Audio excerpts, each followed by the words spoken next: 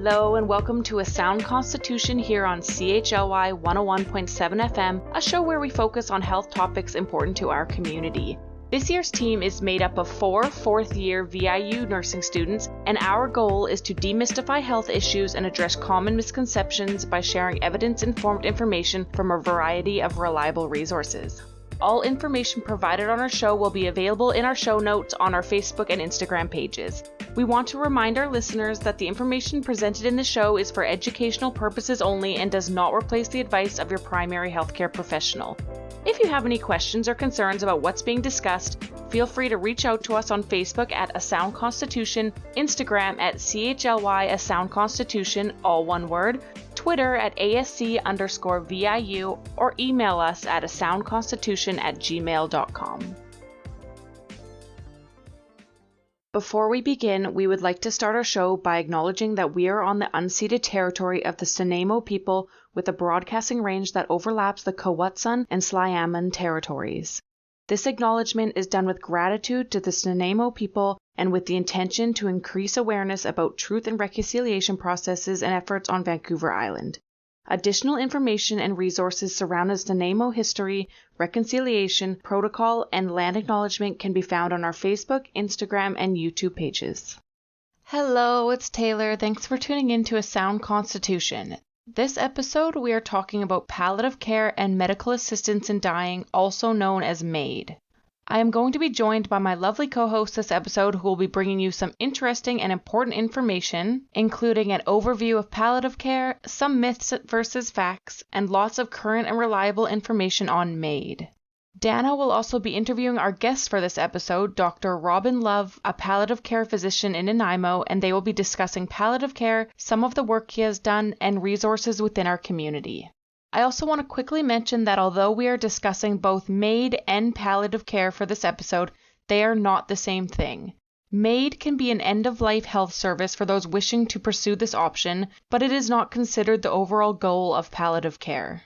I think that it is important to differentiate between the two, and I hope that by the end of this episode, our listeners will have a good understanding of both these aspects of healthcare and how they differ. To begin, Haben is here to give an overview of palliative care.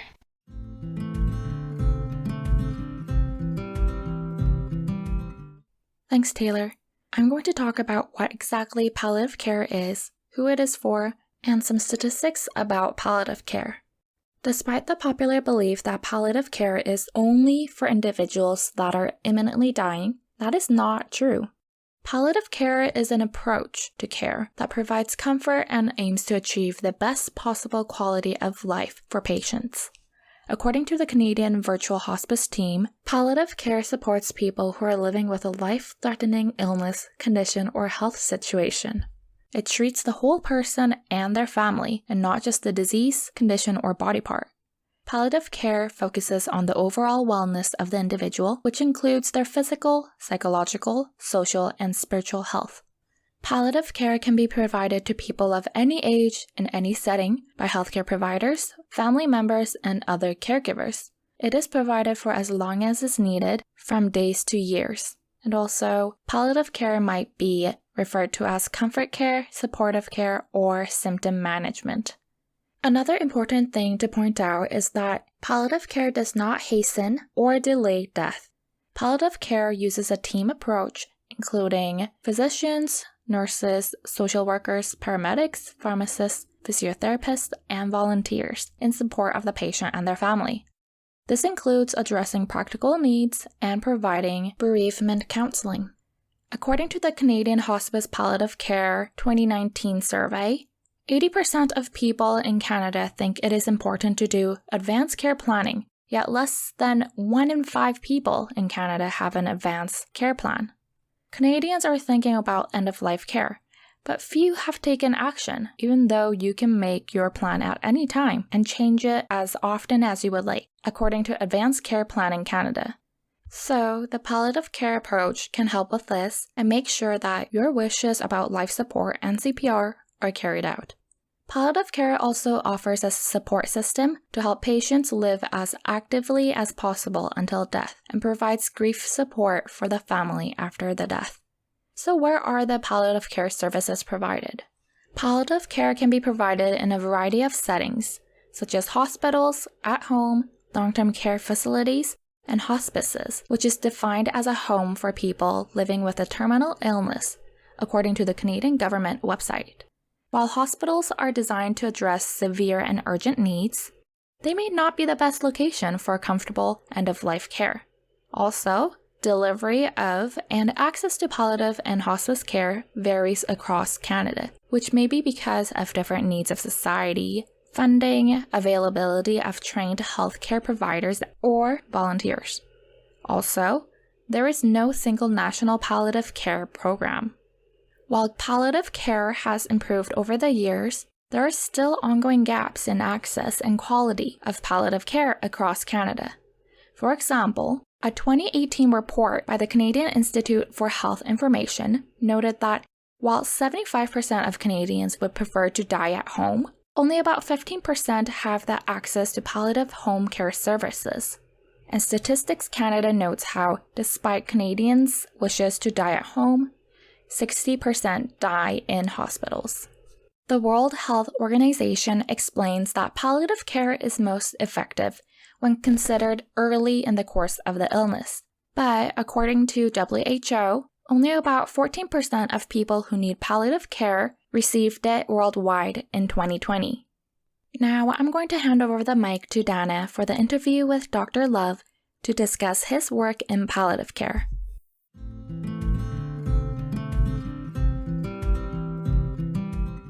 Thank you for listening to A Sound Constitution here on CHLY 101.7 FM. My name is Dana, and I have the pleasure of introducing our interview segment today. Earlier, I had the opportunity to sit down with Dr. Robin Love, a palliative care physician here in Nanaimo. He's the medical lead of the Nanaimo General Hospital's Palliative Care Unit and a clinical professor at UBC, providing his insights and knowledge to our next generation of physicians. Our interview talked about both his domestic and international work in palliative care. We also talked about what palliative care is and addressed some of the misunderstandings about it. We also talk about services and supports for people and their loved ones as they navigate end-of-life care. Just before we begin the interview, though, we're going to take a short fact break, so stay tuned and we'll start the interview right after. Let's do a quick section on common myth busting for palliative care. All of these myths and facts are sourced from Canadian Virtual Hospice, a registered charity that provides support and information about palliative care. So, myth number 1, palliative care makes death occur sooner. This is a common misconception about palliative care. Palliative care does not make death occur sooner.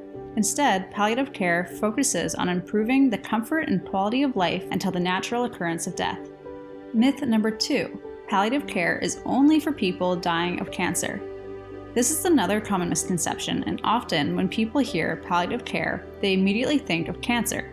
Although palliative care can be beneficial for people diagnosed with cancer, palliative care is also beneficial for people diagnosed with any illness that may shorten life. Palliative care does not only help the person who is diagnosed with a terminal illness, but can also benefit friends and family members of that individual. And for our third myth, palliative care is only available in hospitals. Palliative care can actually be provided in many different settings, such as homes, long-term care facilities, or hospice, wherever is the most comfortable for the person and their family. Thank you so much, Dr. Love, for joining us today to talk about palliative medicine and palliative care and your work that you've done there. So we're going to get directly into the first question. I know you've worked in palliative medicine for many years. Can you talk about what drew you to this area of medicine and how long you've been practicing in Nanaimo for? Sure, yeah, I'm happy to do that. And thanks for the invitation to talk. So I actually got a little tiny bit of exposure in my first year of medical school, which is about 1982 or something like that. And it was a film about a palliative care program at the Montreal General Hospital in Montreal. And I just remember thinking, well, that's kind of interesting. There's this young guy with cancer and, they were able to control his pain and his nausea and other things with simple medications, and his quality of life was good. And it just kind of caught my attention. And then a few years later, I was doing my family medicine residency training in Montreal, and I had the privilege of doing some palliative care with the doctor in the hospital I was at, and then I was able to do a several-week elective with Dr. Balfour Mount at the Montreal General Hospital, which is where that film had been from. So that was very inspiring. Then when I came to Nanaimo in 1988, I was doing full-service family practice. working in my office, delivering babies, working in the emergency room, the whole deal. And palliative care was something that I thought I would do later in my career when I had stopped the exciting things like obstetrics and emergency. But after a couple of years, it really became apparent that there was nobody in town in the medical world or in the nursing world who knew about palliative care. And I could see when I was covering colleagues on the weekend, et cetera, that patients just weren't getting the care that they needed. And I knew that a lot of these were fixable problems. So I can remember coming home and saying to my wife, Deirdre, I just have to start a palliative care program. I can't wait 10 years. So I did a little extra training with Michael Downing in Victoria and came back and sent a letter out to all the doctors in town saying I was willing to do palliative care consultations. And looking back on that, that was quite brave, but worked out okay. And I had good support from some of the administrators and nursing colleagues. So we started a program in 1991 and we've been going ever since. That's amazing. So that has definitely been going for a long time here. And I know that I had the privilege of doing a practicum on the palliative care unit in our hospital, which was such a great experience. And I think for myself, one of the greatest learning experiences that I actually got to understand what palliative care is. And I know that palliative care can be a confusing topic for people, and it's not really something that we often talk about in our society. So I was wondering if you could maybe help clear up some of the misunderstandings about palliative care and talk about what does palliative care encompass? Who would be considered for palliative care, and kind of what are the goals of palliative care for someone who'd be going through that process? Sure. So palliative care is caring for patients with serious life-threatening illnesses. And our goals are helping them maintain the quality of their life. It's less about quantity and it's more about the quality of their life. We look after people of all ages, from children to 100 years old. Fortunately, very few children at our program here, but we will look after them if it's needed. We have a really broad multidisciplinary team, doctors, nurses who are specialists in palliative care, social worker, physios, OT, housekeepers, care aides, everybody works together. We look after a lot of different diseases. People often think it's just cancer, but probably, and originally it was just cancer. I think about 80% of the patients we look after have cancer, and the rest are a variety of diseases, neurological things like ALS and MS, chronic lung diseases, heart failure, kidney failure, all kinds of things. With palliative care, is this something that is only done in hospitals, or is there also palliative care that is done in the community? So almost every community is a bit different. Here in Nanaimo, we're very fortunate to have a 12-bed inpatient acute unit in the hospital. And so those are for the people who are either really sick and their symptoms are complicated, so they need to be in the hospital, or people who are at the very end of their life and they just can't manage at home for a variety of reasons.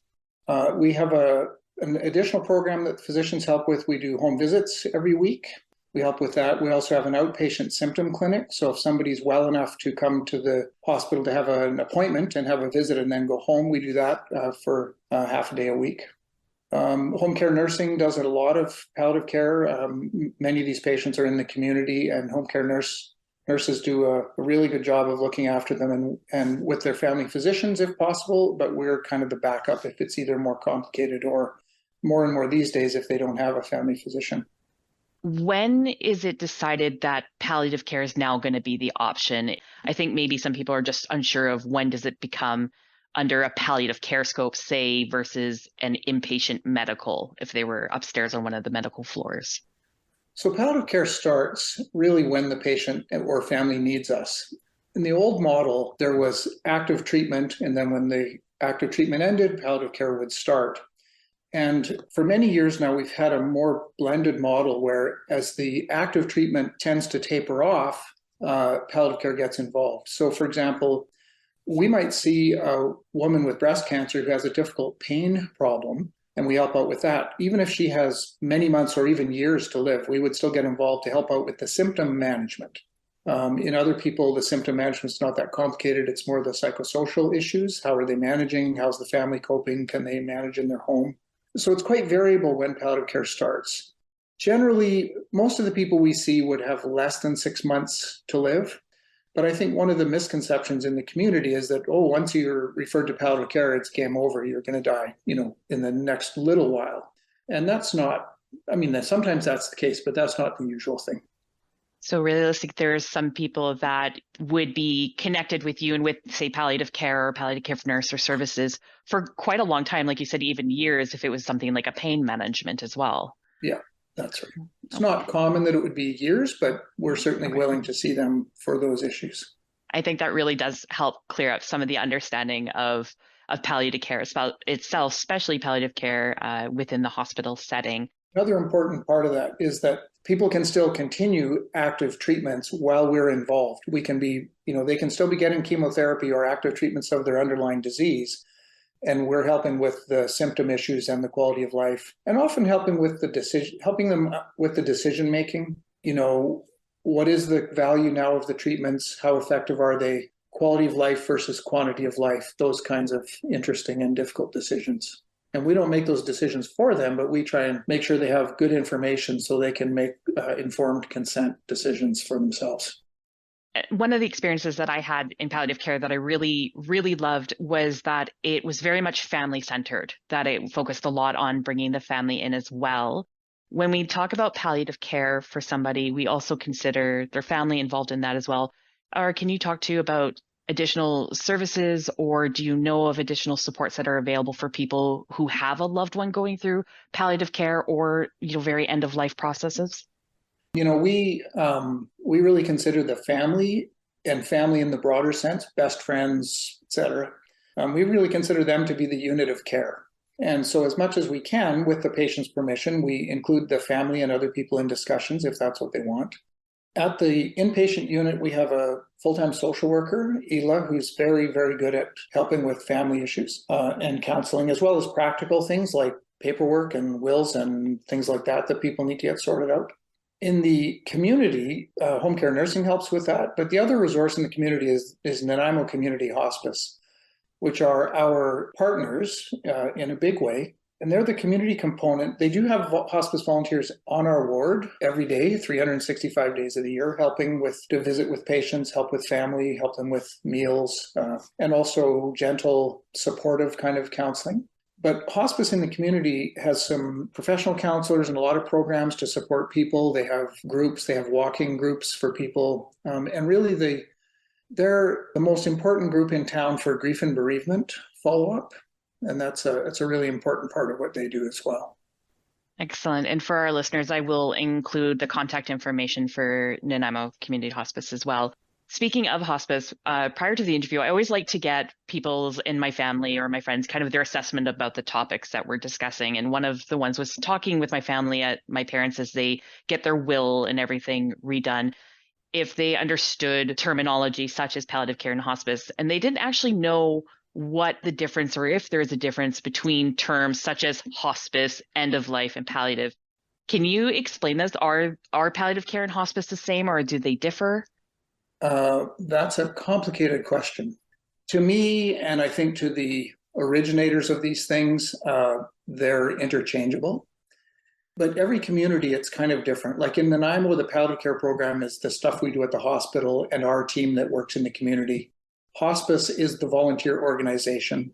In Victoria, hospice is the whole big program. It's everything. In the United States, hospice is a particular program that is funded with a hospice benefit. In many places, hospice is a place. It's actually a place with beds and doctors and nurses that work there.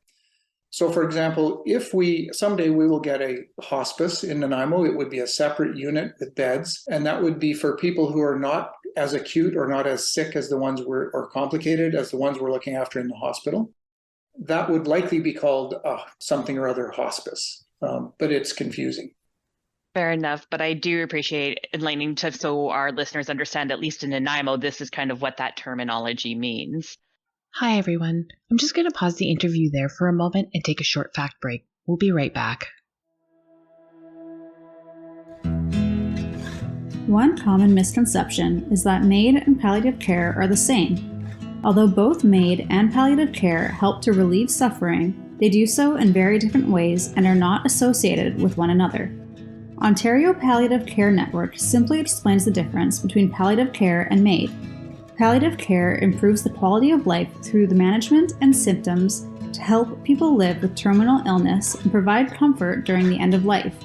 MAID, however, eases the suffering of a person who is deemed eligible through legislation by assisting in ending their life through the use of medications.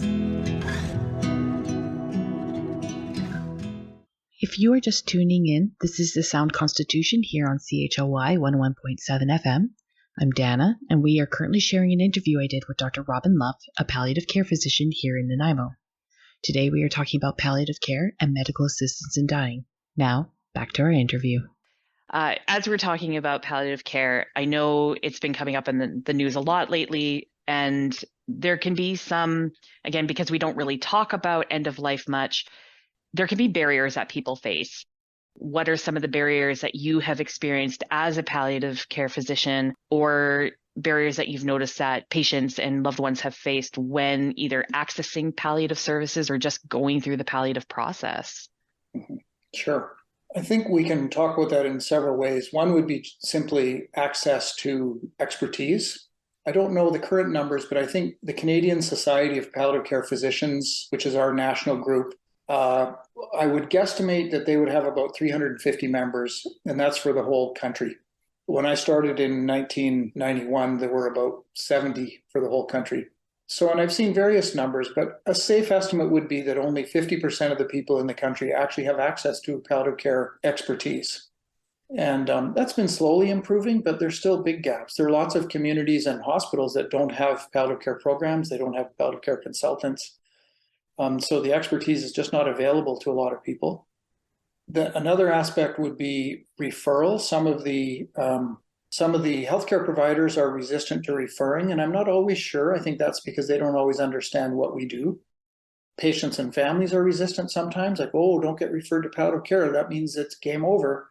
So I think those are the two main barriers, accessibility and access, and then the myths about what we do and what we don't do.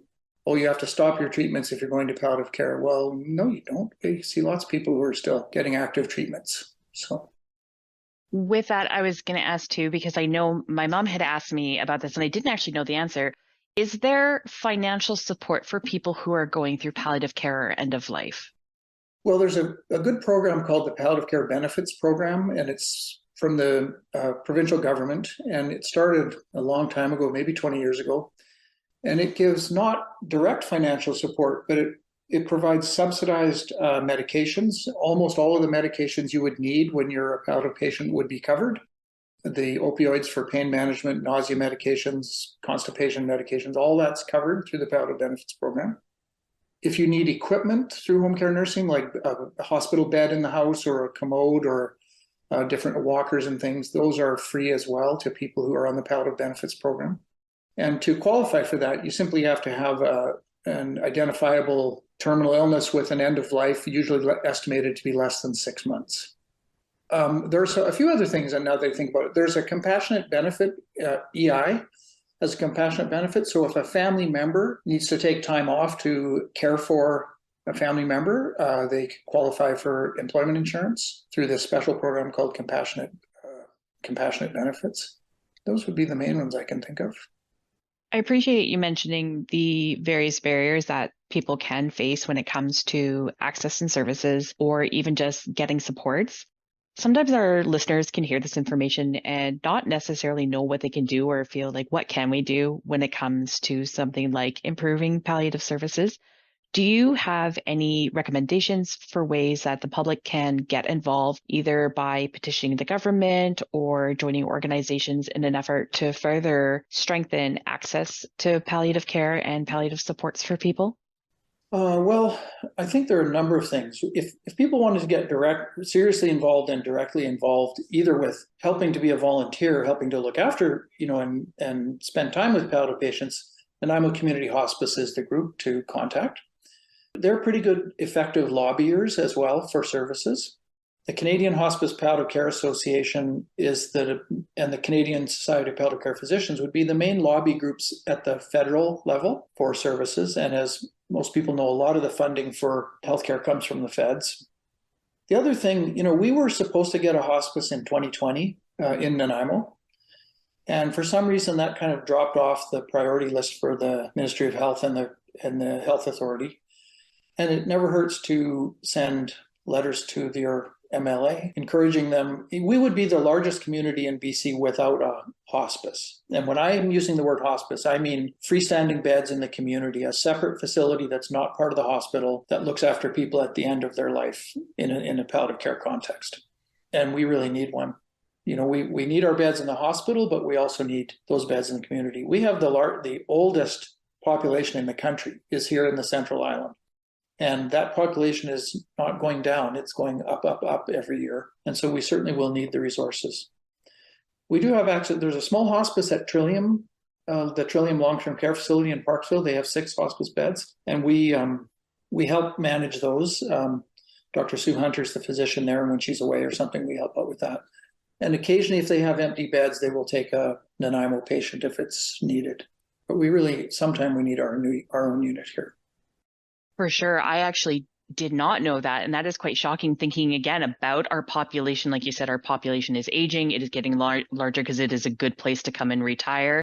And to know that we just don't have these services here for a city of our size, for a region of our size, I am very surprised. So I think I will also be writing a letter to my MLA from that point of view, because that is an important part of that continuity of care, right? And helping to our older adults and our seniors, as well as people experiencing end of life, have all the support that they need. We really like to support people to be at home if that's possible. And sometimes people will say, well, where's the right place for someone to die? Well, the right place is actually where they want to be. I can't say the best place for that person is in their home because I don't know yet all their home circumstances. But if somebody wants to choose to be at home, we need to support them as best we can. If they want to be in the hospital or a hospice, then that's where they should be. Yeah, and so we just need to have the resources to be able to support those. I agree. And I think touching on what you said earlier, once you go into palliative care or go and say into a hospice, it doesn't mean that's where you are. You can maybe be for a short time and then you go home, or maybe you stay at home and then you come just towards the end. But you need to have the beds first to even have that availability, like you were talking about. Yes, and that's a good point that you make. People also think that once you get into palliative care unit at the hospital, you don't get to go out of there. We discharge many, many people home. And that's something that's very rewarding to us, to see somebody for a few days or a week or so improve their symptoms enough that they're well enough to go home again, and to help them with that. They may need readmission in the future, they may not. I think if I had to summarize what's the most important thing we do in the palliative care unit at the hospital, we create a safe place for people. And we see that very often when people, they may be reluctant to come in our unit, but we'll kind of coax them into it. And there's often just a palpable sense of relief that they feel cared for and safe. That's such a good way of putting it. And I know it's a goal for all health providers to give this safe, ethical, and compassionate care. So it's important to know that palliative care is all about comfort and dignity, safety, and also about relationship building with both patients and their loved ones as they journey through the end of life process. So thank you for putting it so eloquently, exactly what palliative care is about. One last thing I wanted to touch on is related to your international work, because I think it's important our listeners get a sense to palliative care on an international level. A 2020 fact brief from the World Health Organization noted that only 14% of people who need palliative care currently receive it. For developing nations, there can be many barriers and as well as stigmatization regarding palliative care. Can you talk about your international work and partnerships? One of the reasons I've gotten involved in international work, because most countries, especially in the developing world, have no access to palliative care. And people die very badly in those countries because they don't have any of the supports. So for about 15 years or so, I've been involved in international work. I've had the privilege of working in Saudi Arabia, Brazil, India, but most of my work has been in Nepal. I've been 11 times, and we actually have a partnership with a palliative care program that we helped to start at a cancer hospital in Bhaktapur, which is just outside of Kathmandu. And we continue to support that, both with educational support, financial support for some of the staff, financial support for medications that patients and families can't afford. It's been very rewarding, and we've had some nurses from the VIU program join us on a couple of those trips. When we think about access, not only do so many Canadians face hardships when it comes to access, but this is an international issue. Yeah. That access can be anywhere from minimal to just non-existent. So to know that we're we're doing while we're moving forward with improving palliative access here in Canada, that we're also at least starting to address it on an international level as well? When we started in Nepal, there was no morphine, like zero. In many of the countries we've gone to, there is none. So you're lucky if you get Advil or Tylenol when you're dying from your cancer. It really shows the disparities that people face accessing even the most basic comfort measures at end of life. And I know that stigmatization of opiates contributes even to more access issues for those with cancer pain. I remember reading an article when you returned from one of your trips about how a patient lacked 3 cents for medication that could have made a significant difference for them. It sounds like the work you've been able to do really helps to improve the lives and well-being of people, not just here in Canada, but internationally as well. I am interested to know, what made you focus on Nepal for your work? Well, I was actually looking for a trip. I had done 2 months in Saudi Arabia, just a locum filling in for a friend who was working there in palliative care. And maybe a year later, I was looking for a trip I could do with my son. So we looked at doing a trip together and maybe a medical trip. Because I think when you're doing things for other people, it gives you a new look at the world, right? And then I got a phone call out of the blue from this guy in Saudi saying, hey, I'm going to Nepal. Do you want to come and help me with some teaching? And you probably know that I really like teaching. You may have seen that on the ward when you were there. So I talked my son into going, and we went, and that's when that little story about the 3 cents, that was actually 3 cents for Haldol for nausea. This guy vomiting and vomiting and vomiting. 3 cents would have paid for the Haldol to keep him comfortable. And so when I came home and I told that story, we just thought, well, we have to do something. And so that's when we started a partnership between Nanaimo Community Hospice and Nanaimo Palliative Care Unit and Nanaimo Community Nursing. Initially, it was the 3 groups, and we started supporting them. So I'm with a group now called Two Worlds Canada, and we've got projects in Bangladesh, India, Nepal, Sri Lanka, different places. For our listeners, I will include the link to Two Worlds Canada in our show notes, so you can take a look at that. And with that, I'm going to wrap up our interview. I just want to thank you so much for making time to sit with me and talk about palliative care and the amazing work you do. And I really look forward to chatting with you again. Sure, no problem. If you have any follow-ups, let me know. I will. Bye. Bye.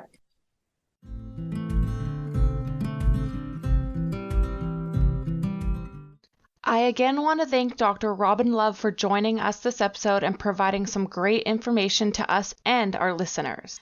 If you're just tuning into A Sound Constitution, this episode is all about palliative care and MAID. If you have missed parts of this episode, please head over to our YouTube page to listen to this episode or any of our past episodes. I'm now going to be giving an overview of MAID, which I've mentioned before is medical assistance in dying. I will be discussing topics such as who is able to perform MAID, eligibility, the MAID process, and how MAID came to be in Canada. Medical assistance in dying allows an eligible person to request and receive a substance intended to end their life. According to the BC College of Nurses and Midwives, or BCCNM, 2 forms of MAID are permitted in Canada under the Criminal Code. The first is the administration of a substance by a medical practitioner or nurse practitioner to a person at their request that causes their death. This is sometimes referred to as voluntary euthanasia or clinician-administered medical assistance in dying.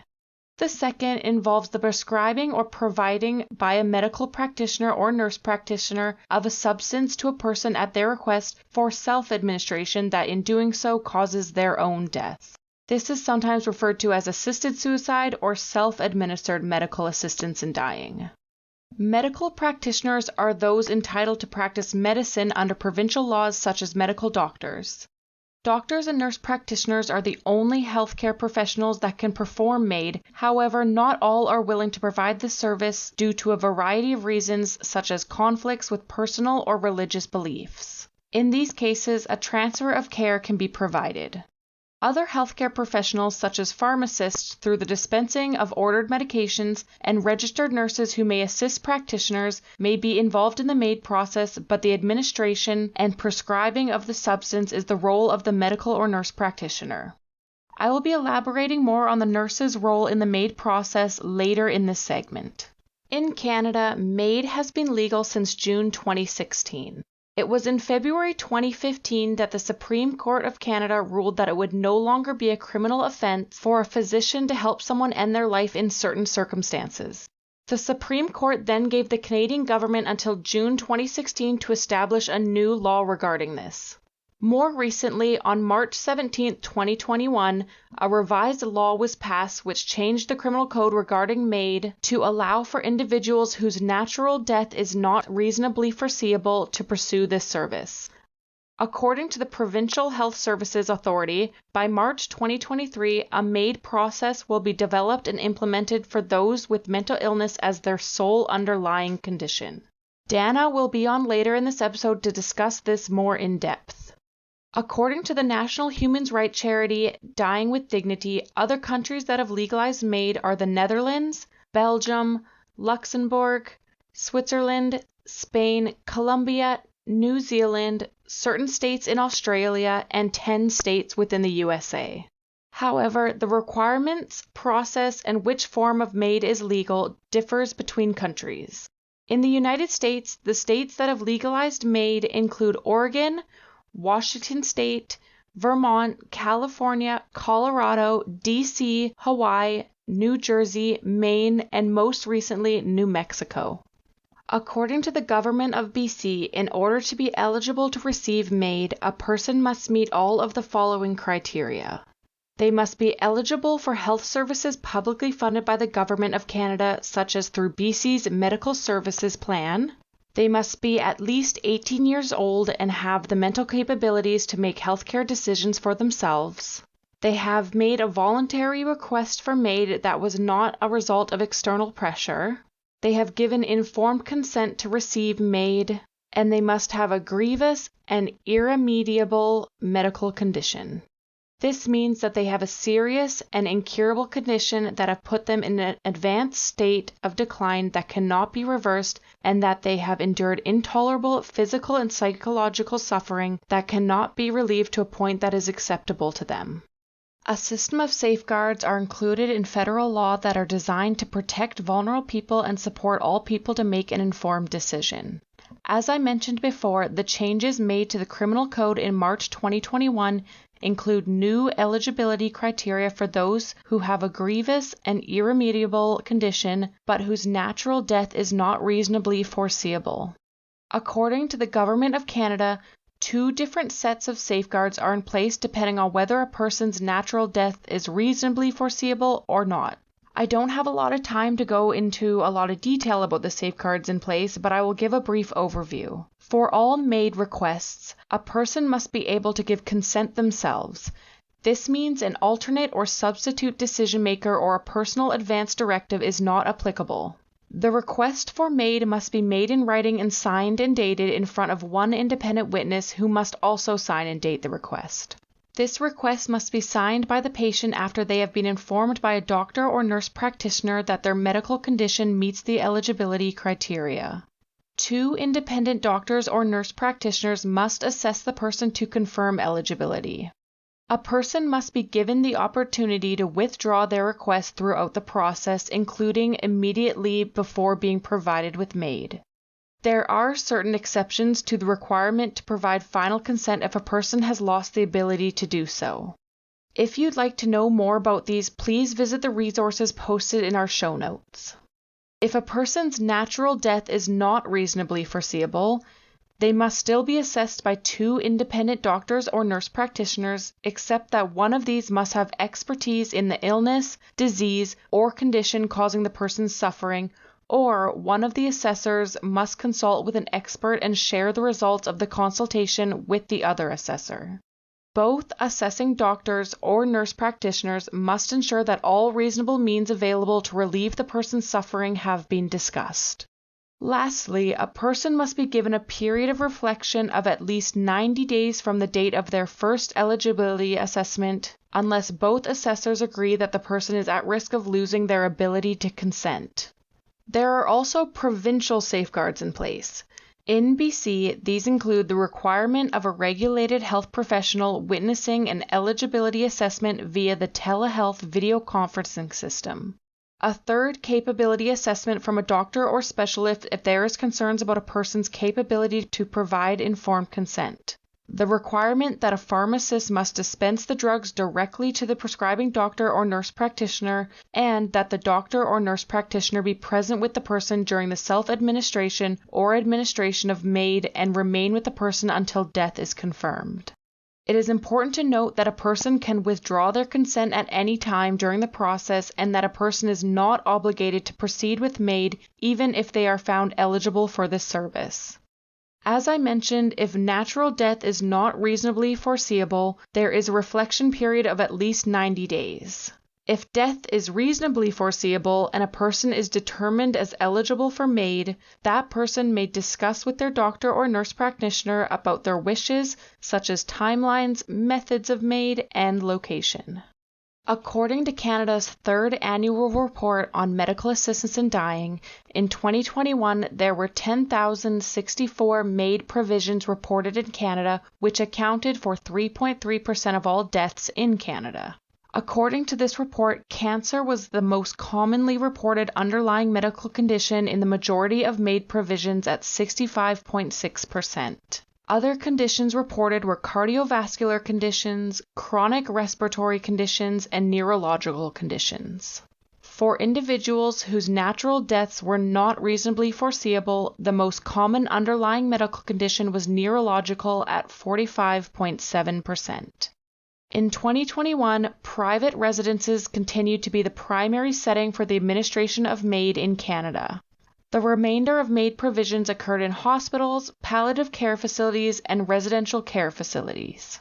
The average age at the time MAID was provided in 2021 was 76.3 years, which is a slight increase than the averages in 2019 and 2020, according to Canada's third annual report on MAID. All provinces continue to experience a steady year-over-year growth, and at the time of this report being published, 31,664 individuals have been provided MAID since its legalization in 2016. Before I finish, I'm going to briefly discuss the nurse's role in the MAID process. This information comes from the BCCNM, which is the BC College of Nurses and Midwives. Registered nurses are not able to prescribe, prepare, dispense, or administer any medications associated with MAID. They are also unable to encourage, recommend, or assess the eligibility of MAID. As discussed, determining eligibility is a responsibility of the medical practitioner or nurse practitioner. However, there are multiple roles for nurses related to MAID. These include acting as an independent witness, acting as a witness in a telehealth assessment, and assisting the physician or nurse practitioner in providing MAID. For example, inserting an IV line to be used by the physician or nurse practitioner to administer the medications associated with MAID. Nurses can also provide information, engage in discussions, educate individuals about MAID, and refer any inquiries to appropriate healthcare professionals if needed.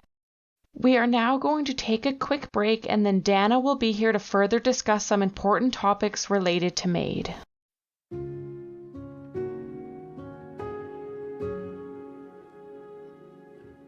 One misconception and myth about medical assistance in dying is that it is very painful and may feel like drowning or burning. Dying with Dignity Canada, a human rights charity that works to improve quality of dying and protects end-of-life rights, helps to demystify the process of MAID. The facilitation of MAID uses 3 different medications. The first medication used is midazolam, a sedative. The second is propofol, which helps to relax the person into a deep coma. Then, rocuronium is used to eventually stop the heart and takes about 5 to 8 minutes. Lidocaine is also used to numb the vein to ensure no burning is felt during the process. These are not new medications, and midazolam and propofol are used during various surgical procedures. Thank you for listening to A Sound Constitution here on CHLY 101.7 FM. For my segment, I'm going to discuss some of the recent changes to the laws regarding medical assistance in dying through Bill C-7. I'm also going to discuss some of the concerns health professionals and organizations have regarding MAID and its new changes. In that vein, I'm going to talk about the issues of MAID and how, for some people in Canada, they find it easier to receive MAID than get the supports and services they need to improve their quality of life and ease their suffering. To understand why MAID is changing and why you may have heard it will now include those with mental illness, we need to look at how Bill C7 came to be. The following details come from the Government of Canada's final report of the expert panel on MAID and mental illness. We'll have a link to that report in our show notes. As Taylor talked about earlier, the original bill that legalized MAID had language that a person must have a grievous and irremediable medical condition and that a natural death has become reasonably foreseeable. In 2017, 2 plaintiffs argued before the Superior Court of Quebec that the eligibility requirements of a foreseeable natural death violated their right under the Charter. In response, the Attorney General of Canada argued that the criteria was necessary to protect vulnerable persons, among them persons with mental disorders. Some of the concerns expressed were that decision-making capacity for MAID outside of the end-of-life context is too difficult to assess, and that allowing MAID outside the current parameters would lead people to seek MAID as a method of completing suicide. It would also undermine suicide prevention efforts and could lead to an increase in the rate of unassisted suicide. In its September 2019 decision, the Superior Court of Quebec agreed with the plaintiffs and held that the current eligibility requirements for MAID were invalid. The court noted the lack of evidence that MAID undermined suicide prevention or that it had led to increased suicide rates in other jurisdictions that currently have mental health provisions in its euthanasia laws. The decision also noted individuals could not be considered ineligible because they belong to groups considered to be vulnerable. Instead, any vulnerabilities experienced by MAID requestees needed to be assessed on a case-by-case basis. As well, the Quebec court also addressed the fact that the original MAID decision by the Supreme Court of Canada nor the subsequent federal legislation excludes people with psychiatric conditions from requesting and being granted MAID. Because this was a provincial court, the decision only applied to Quebec. The justice involved allowed Canada 6 months to modify the criminal code. If after that period the federal government did not amend the law, there would be 2 MAID eligibility regimes in Canada, the one for Quebec that included mental illness and the original MAID eligibility for the rest of the country. So that is the preamble that led to Bill C7, and in February of 2020, the federal government proposed amendments to the criminal code. It ended up receiving 4 extensions so that the modified legislation could be considered by members of Parliament. During this extension period, the original eligibility was kept in place, including Quebec, though residents could seek judicial authorization if their natural death was not reasonably foreseeable. Bill C7 passed in March of 2021, which brought Canada's criminal code around MAID in line with the original Quebec decision. This led to 2 specific tracks for MAID access which had different safeguards. Those who had a reasonable foreseeable natural death are under the original safeguards, and those that do not have a reasonable foreseeable death are subject to the new safeguards which Taylor discussed earlier in the episode. For those with mental illness as a sole reason are currently excluded from the new MAID protocols until March 17, 2023. It should be noted at the time of this recording in November of 2022, the final guidelines regarding MAID for mental health conditions have not been confirmed. As a side note to this discussion, Bill C7 has also led to changes in what will be reported regarding MAID. Health Canada has amended its regulations for monitoring of MAID to improve reporting, which will include data collection on race and disability. That comes into effect on January 2023, with first published results by mid-2024. That information is important in understanding who is choosing MAID under the new laws and provisions. So that's the current updates to MAID and the timelines for the new changes. As we discuss MAID today, it's important to also discuss healthcare professionals and organizations have expressed concern about Canada's quick adaptation and relative ease of MAID. Currently, Canada has the highest rates of euthanasia in the world, surpassing other countries like Belgium that have had a form of assisted dying laws for decades. With the new changes to include mental health, some organizations have expressed concerns. Toronto's Centre for Addictions and Mental Health, which is Canada's largest psychiatric teaching hospital, is concerned about the expansion of MAID to include mental health without studying it in depth first. The Canadian Mental Health Association also has serious concerns about expanding MAID without increasing support and funding for those with mental health conditions. The organization also cited the lack of agreement from experts on whether mental illness can be grievous and irremediable for the purposes of MAID and what the criteria should be. The Canadian Society of Palliative Care Physicians have also provided input to the government addressing the concerns about the lack of support and appropriate care needed to reduce suffering and improve quality of life. They noted the time it can take to access supportive care can be longer than the current waiting period for MAID. And as we look at the wait times for Canadians to get access to specialty services, that concern is valid. During the time before Bill C-7 passed, the United Nations Special Reporter on the Rights of Persons with Disabilities and the Special Reporter on Extreme Poverty and Human Rights sent a formal letter to the Canadian government identifying the human rights violations likely to occur if the bill was passed into law. In the letter, the authors noted that the legislation as it was presented at the time could pose a threat to those who live with disabilities and that those who are marginalized and vulnerable may face a subtle push for MAID instead of the supports they need. I'm going to quote a part of that letter because it relates to many of the stories I read during my review for this episode. Quote, "From a disability rights perspective, there is a grave concern that, if assisted dying is made available for all persons with a health condition or impairment, regardless of whether they are close to death, a social assumption may follow, or be subtly reinforced, that it is better to be dead than to live with a disability. Therefore, a major concern must be that persons with a disability, and perhaps especially those with a newly acquired impairment, may opt too readily for assisted dying based on the internalization of prejudice, fears, and low expectations of living with a disability, even before having the chance of coming to terms with and adapting to their new disability status." End quote. That passage is in line with many of the news stories I read of people who are suffering from their chronic conditions and disabilities due to lack of essential services and support. Many in these articles that I read are experiencing poverty and now feel MAID is the better option even if they don't actually want to die. Due to the time constraints of this episode, I was unable to share those audio clips, but I have links to all the articles I found in our show notes on our social media pages. In discussing these stories and the concerns brought forward, we need to think about what health is for someone. Health is not an isolated definition in the context of a medical condition. Health is influenced by social factors such as housing, food, and social supports. Here on A Sound Constitution, we often refer to the social determinants of health, which recognizes the intricate internal and external factors that make up a person's sense of health and well-being. When even one of those determinants are not met, for example, housing, it can have profound effects on a person's health and wellness. For many people living with disabilities and chronic conditions, poverty can exacerbate their conditions and lead to suffering, which in turn may mean people seek MAID as a way to alleviate it. We are at a time where we are seeing funding for public services decline and the cost of living, particularly the cost of housing and food, continue to rise. There is also the issues of health services like mental health support being completely absent for rural and remote communities. So it's understandable why so many health professionals, organizations, and even the United Nations Special Reporters have concern that MAID will be used by vulnerable and marginalized citizens because they face abject poverty and hopelessness from broken social systems.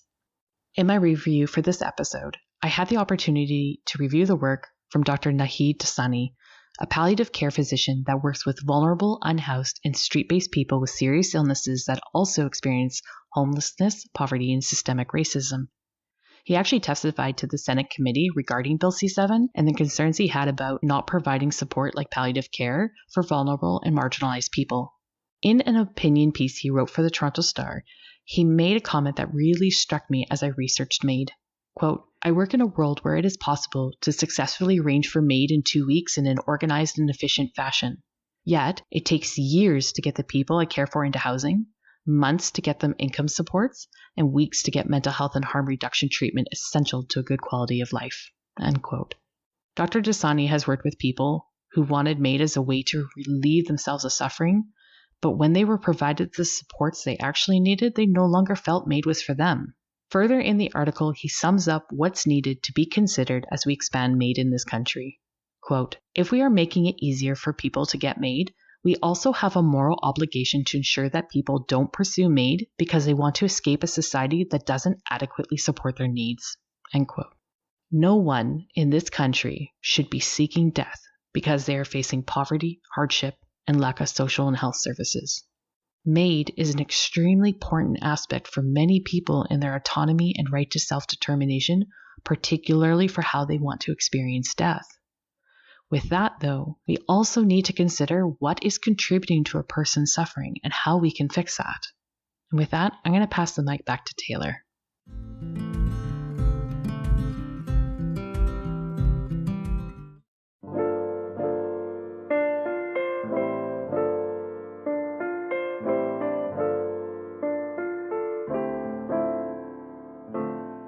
Once again, thank you for tuning in. We hope you enjoyed today's episode. We encourage you to reach out to your healthcare provider if you'd like more information. As always, check out our Facebook and Instagram page for resources for today's show. If there are any topics that you'd like us to discuss, let us know by email at asoundconstitution@gmail.com. Thank you for listening to us on A Sound Constitution on CHLY 101.7 FM.